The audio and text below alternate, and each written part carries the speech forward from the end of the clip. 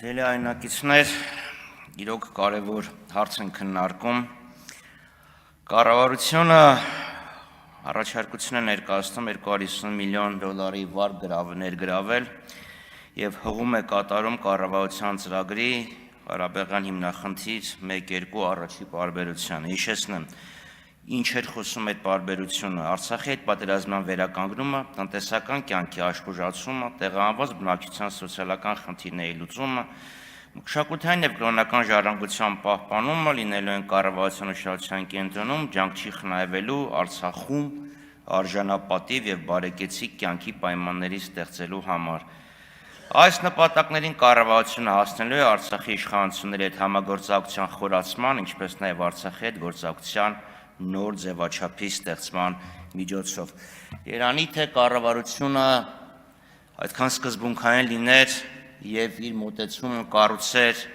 բոլոր կետերի շուրջ, այլ ոչ թե ընդհանրապես մի կետի։ Մյուս հարցը, որը տվեց իմ գործընկերը եւ անհասկանալի արձագանք առաջացրեց, ասեց վստահ լինենք, որ գումարը ծախսվելու այս նպատակով։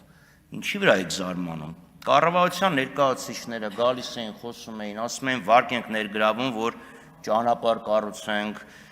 ֆինանսական շուկան զարգացնենք, մարդկանց կարողությունները զարգացնենք, մեկ էլ Նիկոլ Փաշինյանը ստեղից վերակենում ասում է զենք են կարել։ Բա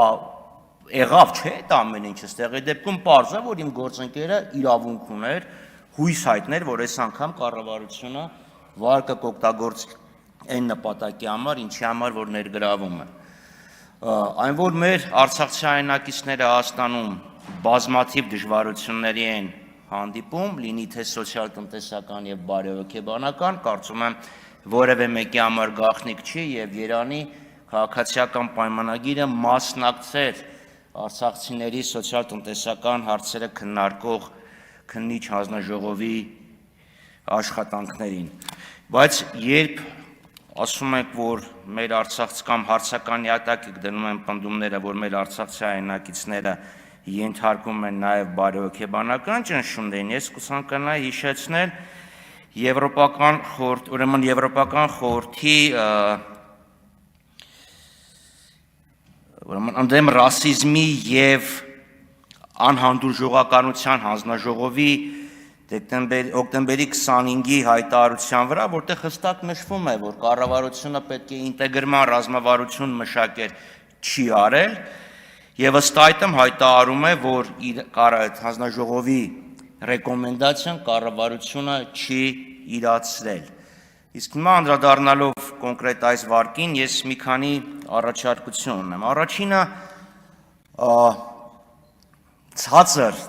կատարողականը ցույց է տալիս, որ ծրագիրը ունի լուրջ թերություններ, եւ ես կոչ եմ անում կառավարությանը սերտորեն համագործակցել Արցախի հանրապետության իշխանությունների հետ բարելավելու այս ծրագիրը, որպեսզի մենք ունենանք ավելի շատ շահառուներ։ Մյուս խնդիրը վերաբերվում է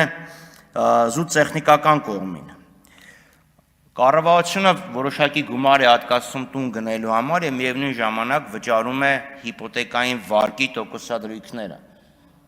Ես ինքս 20 տարով վարկ ունեմ հիպոթեկային եւ որ նայում եմ, եթե ժամանակացույցի առաջնորդվեմ 1-2% են վճարում բանկին։ Ինչու՞։ Լավ, ես հասկանալի է։ Այս պարագայում ես կարծում եմ պետք է բարեփոխել ծրագիրը եւ այդ տոկոսների փոխարեն, որը գնում է վարկին, հաշվարկել, միջինում ինչքան վարկ է գնում եւ այդ գումարը ուղղակի որպես մայր գումար ավելացնել։ Եթե մարդը 50%, 30% ավել տոկոս պետք է վճարի, այս դեպքում դուք իր փոխարեն վճարեք, հենա 5 միլիոնը դարձրեք 6 միլիոն, 6.5 միլիոն, 7 միլիոն եւ մարդկանց ավելի մեծ հնարավորություն կտակ իրենց ցանկալի բնակավայրում շենք կամ բնակարան ձեռք բերելու համար։ Եվ միևնույն ժամանակ, քանի որ ծրագիրը նախատեսում է նաև վարձակալության ծրագրի փոփոխություն, ես ուղղակի կառաջարկեի դիտարկել սոցիալական բնակարանաշինության գաղափարը, պետությունը կառուցում է բնակարաններ, վարձով տալիս է, մարդիկ համ կոմպակտ կապրեն եւ ավելի հեշտ կլինի իրացնել իրենց վերադարձի իրավունքը։ Շնորհակալություն։